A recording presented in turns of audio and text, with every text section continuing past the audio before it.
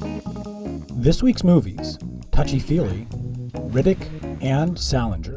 So it's 1979. I got an assignment from Newsweek magazine to photograph this author.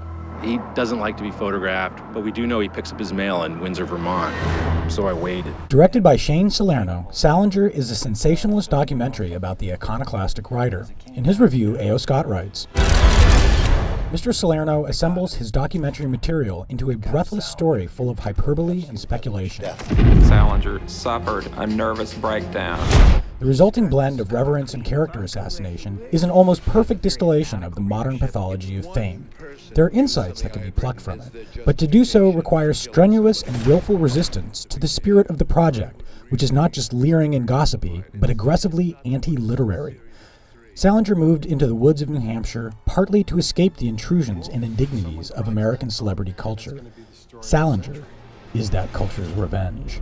Writing a book is a horrible, exhausting struggle. One would never undertake such a thing if one were not driven by some demon. And he had demons.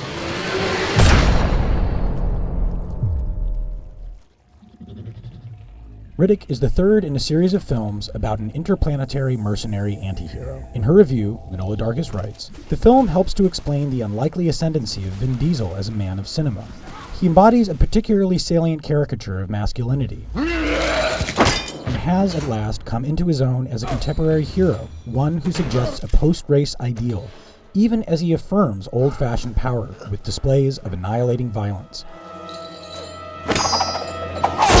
The dust churns, the clouds gather, the bullets fly, the men fall, the diesel rises.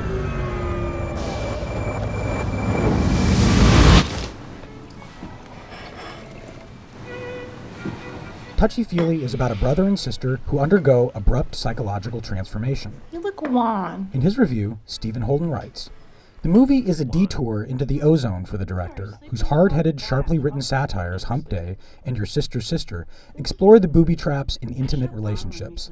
But where the sensibility of her early movies is solidly grounded in psychological reality, Touchy Feely wobbles into uncharted psychic territory.